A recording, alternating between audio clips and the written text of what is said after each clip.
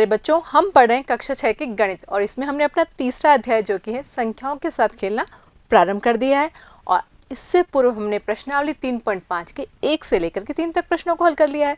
आज हम उसी क्रम में प्रश्न संख्या 4, 5, 6 प्रश्नावली 3.5 की लेने वाले हैं। तो आइए शुरू करते हैं। सबसे पहले प्रश्नावली 3.5 का चौथा सवाल। सवाल 4 है, 4 अंकों की सबसे बड़ी संख्या लिखिए, उसे अभाज्य गुणनखंड के रूप में व्यक्त कीजिए। तो हमें क्या करना है, सबसे पहले हमें 4 अंकों की सबसे बड़ी संख्या लिखनी है।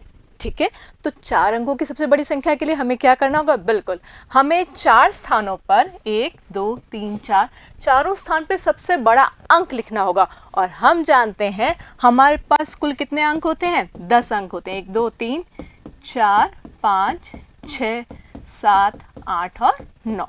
इनमें सबसे बड़ा अंक कौन सा है, बिल्कुल सबसे बड़ा अंक कौन है, 9 है। तो हम इन चारों स्थानों पर सबसे बड़ा अंक यानी कि 9, 9, 9 को भरने वाले हैं। तो बच्चों, आपको अगर याद हो तो हम पूर्व में भी इस बार इसके बारे में चर्चा कर चुके हैं। क्या चर्चा, वो यही कि जब भी हमें सबसे बड़ा अंक निकालना है तो हम उतने स्थान लिख देंगे। जैसे यहाँ 4 अंकों की बात है तो 4 स्थान ले लिए, ठीक है ना, यानी कि 4 बार वो अंक लेने वाला है। ठीक है, और वो अंक कौन सा लेना है, सबसे बड़ा है, तो सबसे बड़ा अंक तो हमारा 9 होता है ना, तो हम 9 को भर देंगे हर बार। ठीक है, ऐसे ही अगर वो आपसे 3 अंकों की पूछ रहा होता तो निश्चित तौर पे हम क्या लिखने वाले थे, 999। ठीक है, और अगर 5 अंकों की कहेगा तो हम 9 को कितनी बार लिखने वाले हैं, 5 बार, क्योंकि सबसे बड़ा अंक सभी स्थानों पर अगर बड़ी से बड़ी तो यही होगी ना। ठीक है ना, तो अपने अब हमें इसके बाद करना क्या है, हमें इसके बाद करना है उसे अभाज्य गुणनखंडन के रूप में व्यक्त कीजिए। हमें इसके क्या करने हैं, गुणनखंड करने, और वो भी कैसे, अभाज्य। तो ये भी हम पूर्व में समझ चुके हैं कैसे। हम इनमें भाग देते रहेंगे, जिन जिन अभाज्य संख्याओं का भाग देंगे, याद रखिएगा, और उन अभाज्य संख्याओं के फिर हम गुणा करके उसको दिखा देंगे। कैसे, इसको और अच्छे से समझते हैं हल करके। आइए देखिए, तो यहाँ पर पे हम करने वाले हैं इसको, सबसे पहले 999 में हम अभाज्य संख्याओं का भाग देंगे। ठीक है, तो ये हो गया हमारा 9999। शुरुआत हमारे पास, हम जानते हैं अभाज्य संख्या हमारी कौन सी होती है, बिल्कुल हमारी अभाज्य संख्या सबसे छोटी अभाज्य संख्या होती है 2, और आगे की आपको पता होना चाहिए 2, 3, 5, 7 और उसके बाद में बिल्कुल 11, 13। ठीक है ना, हम इस बारे में पूर्व में विस्तार में चर्चा कर चुके हैं। तो शुरुआत करेंगे सबसे पहले 2 से। तो क्या आप बता सकते हैं यहाँ पर 9 होने पर 2 का भाग जाएगा, नहीं जाएगा, क्योंकि 2 का भाग जाने के लिए यहाँ पे 0, 2, 4, 6, 8 होने चाहिए थे। अगली बात करते हैं 3 से विभाज्यता की। तो विभाज्यता के नियमों में हमने देखा था कि अगर अंकों का योग 3 से विभाज्य है तो वो संख्या भी विभाज्य होगी। तो अंकों का योग करके देख लेते हैं। 9 में 9 जोड़े 18, फिर 9 जोड़े 27 और फिर 9 जोड़े तो 36, और 36 को भी अगर हम आपस में जोड़ दें, ठीक है, तो क्या बन जाने वाला है, 9। और वैसे भी 36 में भी 3 का भाग जाता है, और 9 में तो हमें पता है 3 का भाग जाना ही है। इसका मतलब 9999 में 3 का पूरा पूरा भाग चला जाएगा। ठीक है ना, तो यहाँ पर पे हम भाग देंगे तो क्या आएगा, 3333, बिल्कुल। और अभी भी हमें दिख रहा है स्पष्ट कि यहाँ पे 3 का भाग जाने वाला है, जो कि जाएगा 1111। ठीक है, अब बात करते हैं 1111 में किस संख्या का भाग जाएगा। तो अगर हम ध्यान से देखें, 2 का नहीं जा रहा, 3 का भी नहीं जा रहा है, और 4 का तो चूंकि सम संख्या पीछे नहीं है तो निश्चित तौर पे जाना ही नहीं है। और इस तरह से अगर हम सोचते चलें तो सीधा मुझे तो 11 का भाग जाता ही दिखाई दे रहा है, क्योंकि 11 का भाग तो स्पष्ट दिख रहा है और 11 हमारी अभाज्य संख्या भी है। तो 11 का भाग 11 एकम 11 और फिर बचा नहीं, शेष 0 और 11 एकम 11, 101 दफ़ा जाएगा। ठीक है, और 101 वास्तव में फिर से हमें किसी भी पहाड़े में आती हुई नहीं दिख रही है, और ना ही ये हमें ऐसा लग रहा है कि इसमें किसी संख्या का भाग जाएगा। ठीक है ना, क्योंकि 2 का नहीं जा रहा, 3 का तो अगर जा रहा होता तो पहले चला जाता है। ठीक है ना, और 4 का भी नहीं जा रहा, 5 का भी नहीं, 6 भी नहीं, तो सीधा हम किसका भाग देने वाले हैं, हम सीधा 101 का ही भाग देने वाले हैं, जो कि 1 दफ़ा जाएगा। ठीक है, तो हमने देखा यहाँ पर पे इस 4 अंकों की जो सबसे बड़ी संख्या 9999 के अभाज्य गुणनखंड क्या होंगे, बिल्कुल हम इन चारों अंकों को गुणा करके लिखने वाले हैं, अर्थात 3 गुणा 3 गुणा 11 गुणा 101। ठीक है, उम्मीद है आपको समझ में आ रहा है। चलते हैं अगले प्रश्न की ओर, जो कि हमारा प्रश्न संख्या 5। 5 अंकों की सबसे छोटी संख्या लिखिए। देखिए, पूर्व में हमने बात की थी सबसे बड़ी की, और अब बात हो रही सबसे छोटी की। तो सबसे छोटी संख्या लिखिए, और वो भी कितने अंकों की, 5 अंकों की। तो 5 अंकों की सबसे छोटी संख्या हम अगर बात करें तो वापस यहाँ पे कितने स्थान रखे जाएंगे, बिल्कुल 5 स्थान, यानी कि 1, 2, 3, 4 और 5। और चूंकि जैसे अभी हमने पूर्व में चर्चा की थी, सबसे छोटे अंक यहाँ ही लिख लेते हैं, 0, 1, 2, 3, 4, 5, 6, 7, 8, 9, सबसे छोटा अंक कौन सा है? 0। और हमने पूर्व में भी चर्चा की थी कि अगर हम शुरुआत में यहाँ पर 0 रख देंगे और पीछे भी 0 अगर रख देते हैं सबसे छोटे अंक, सबसे छोटी संख्या बनानी है ना, तो ये कोई संख्या ही नहीं बनेगी ना। तो ऐसे में याद करें, हमने बात की थी कि हम इस स्थान पर पे 0 के बजाय ठीक बढ़ता हुआ अगला अंक यानी कि क्या रख देंगे, हम 1 को रख देंगे और बाकी जगह छोटा अंक ही चलने देंगे, ठीक है, ताकि वो संख्या अस्तित्व में तो आए, वरना तो ये कोई संख्या ही नहीं बन रही, ठीक है ना। तो अब ध्यान दीजिएगा, जब भी हमें सबसे छोटी संख्या लिखनी होगी तो हम बाईं तरफ की जो सबसे बड़ा स्थानीय मान है वहां पर तो रख देंगे 1 को, ठीक है, और पीछे के स्थानीय मान यानी कि पीछे जो अपने पास में ये दहाई, सैकड़ा जो भी अंक आते हैं वहां पर पे हम क्या रखने वाले हैं? 0 को, ताकि वो सबसे छोटी संख्या बन जाए, और बड़े के लिए 9 रखेंगे, ठीक है ना। तो यहाँ पर पे हम यहाँ पर इस स्थान पर क्या रखने वाले हैं? यहाँ पर हम रखने वाले हैं 1 को, ठीक है। तो ये बन गया हमारा, क्या बन गया? ये 10,000, ठीक है। अब हमें क्या करना है? इसको भी अभाज्य गुणनखंड के रूप में लिखना है। तो यहाँ पर भी हम क्या करने वाले हैं? यहाँ पर हम 10,000 में भाग दे करके देखेंगे किसकी संख्या का पूरा भाग इसमें जा रहा है, और वो संख्याएं कौन सी होंगी? बिल्कुल वो संख्या हमारी अभाज्य संख्याएं होनी चाहिए, ठीक है। तो शुरुआत सबसे पहले हम कहाँ से करने वाले हैं? 2 से, क्योंकि दिख रहा है अंत में क्या है? 0 है, 2 का भाग तो जाएगा ना। तो 2 पंजे 10 और पीछे आ गया ये 5,000, ठीक है। फिर वापस 0 दिख रहा है, तो अब किसका भाग जाएगा? वापस हम 2 का दे सकते हैं, जो कि बन जाएगा 2,500। फिर हम 2 का भाग अभी भी दे सकते हैं। देखो, जब तक 0 है तो हम निश्चिंत होकर 2 का भाग दे सकते हैं। तो यह है 2 एकम 2, 2 दूनी 4 और 2 पंजे 10। अभी भी 0 आ रहा है, ठीक है। तो अब हम भाग किसका देने वाले हैं? अब हम भाग देने वाले हैं इसमें वापस से 2 का, 2 छिंग 12, 2 दूनी 4, 2 पंजे 10, ठीक है। लेकिन अब 0 की जगह क्या आ गया? 5। तो 5 में या तो 3 का जा सकता है या फिर किसका जाएगा? 5 का। तो पहले 3 की बात कर लेते हैं, क्योंकि 2 से ठीक बड़ी अभाज्य संख्या कौन सी होती है? 3। तो अंकों का योग किया, 5 2 7, 7 और 6 13, और 13 से 3 विभाज्य नहीं करता ना। देखिए, हम अब यहाँ पर जब भी बात करेंगे भाग देने की, तो विभाज्यता के नियम हमारे काम आने वाले हैं, और इसके बारे में हम पहले में चर्चा कर चुके हैं, है ना। तो उन सभी जो पढ़ा है उसको काम में तो लेंगे ना।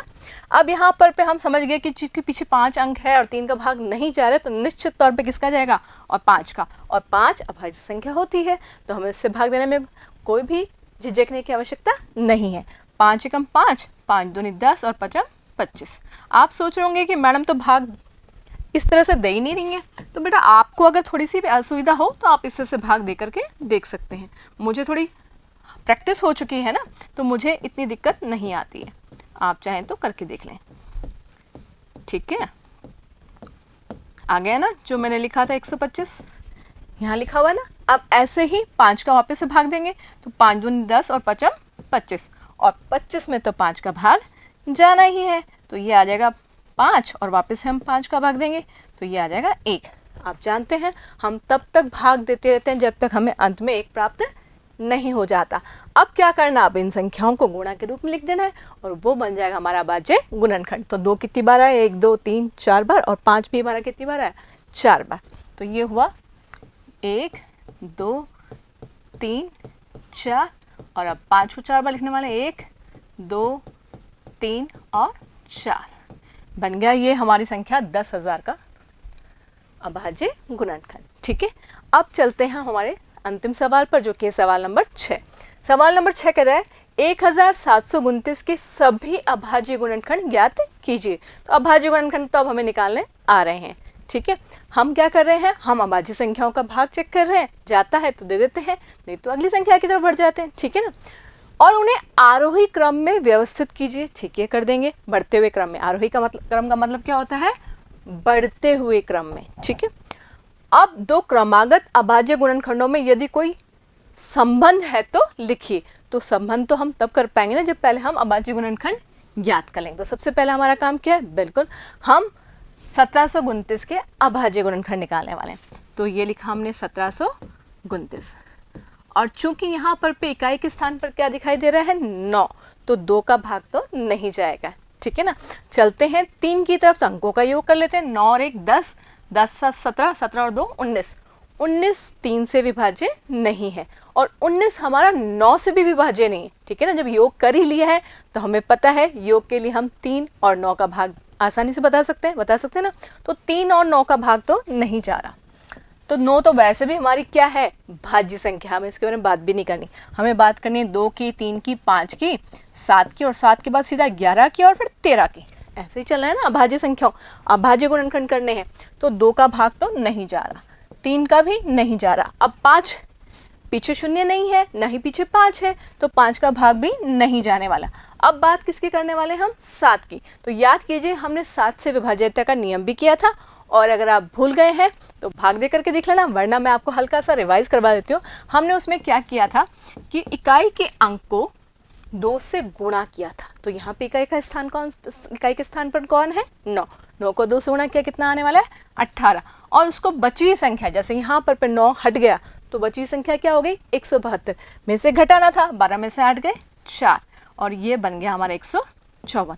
अब अगर इसमें 7 का भाग जाता है तो इसमें भी 7 का भाग जाएगा। तो देख लेते हैं, 7 दूनी 14 और 7 दूनी 14। तो यहाँ हम देख पा रहे हैं पूरा भाग जा रहा है। इसका मतलब इस संख्या में 7 का पूरा भाग जाएगा। तो भाग दे करके देख लेते हैं 7 का, ठीक है ना। तो हमारे पास संख्या है 1729 में हम भाग किसका देने वाले हैं, हम भाग देने वाले हैं 7 का। 7 दूनी 14, जो कि हमें पता है निश्चित तौर पे जाएगा ही जाएगा। तो 7 में से 4 गए 3, ये हो गया 32, और 7 चौक 28, शेष रह गए 4, ऊपर से आया 9। समझ में आ रहा है ना। तो ये आया 7 को 7 से गुणा किया 49, और यहाँ पर हमारा पूरा भाग चला गया, अर्थात 247 आया 7 से भाग देने पर, ठीक है। अब हम अगली संख्या देखेंगे।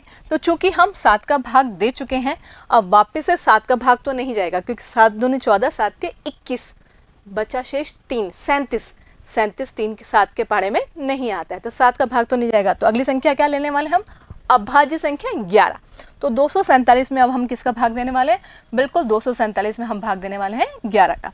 तो 247 लिया और इसमें भाग दे दिया 11 का। 11 दूनी 22, बच गए 2 और 27। 27 में तो भाग नहीं जाएगा ना पूरा। 22, शेष बच गए 5, तो 11 का भाग तो नहीं जाने वाला। तो अगली संख्या ले लेते हैं। 11 का भाग अब यहाँ पर नहीं जा रहा, तो 13 का भाग लेके देखते हैं। अब हमने यहाँ पर 247 में किसका भाग दिया, 13 का।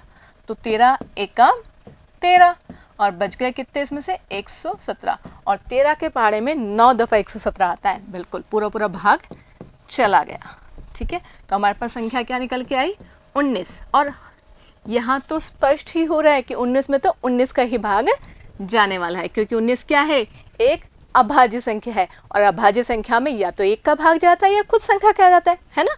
तो यहाँ पर हमने 19 का भाग दे दिया, जो कि 1 दफ़ा जाएगा, ठीक है।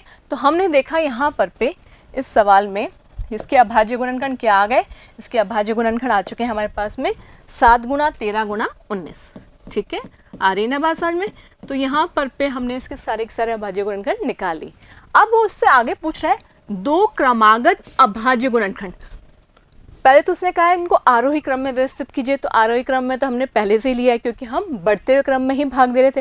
पहले हमने चेक किया था 2 का, फिर 3 का, फिर 5 का, फिर 7 का, और जब हमने चेक किया तो हमें पता चला कि 7 का भाग जा रहा है, 13 का जा रहा है और 19 का जा रहा है, और वो बढ़ते हुए क्रम में ही है, तो उनको व्यवस्थित करने की आवश्यकता हमें पड़ी ही नहीं। आगे ये कह रहा है कि 2 क्रमागत अभाज्य गुणनखंडों में यदि कोई संबंध हो, तो अगर हम ध्यान से देखें 7 और 13 में कितने का अंतर है, बिल्कुल 6 का अंतर है ना, 6 का अंतर। और 13 19 में कितने का अंतर है, 6 का। तो हमने यहाँ देखा, क्या देखा कि अभाज्य संख्याओं जो है, जो उसके गुणनखंड है, उनमें कितने कितने का अंतर है, 6 का अंतर है। तो 2 क्रमागत अभाज्य गुणनखंडों में संबंध क्या आया, संख्याओं में 6 का अंतर है, ठीक है। ये हमने संबंध ढूंढा है इसमें, ठीक है। तो अब हमारे पास हमने अपना अंतिम सवाल भी कर लिया, जो कि था सवाल नंबर 6।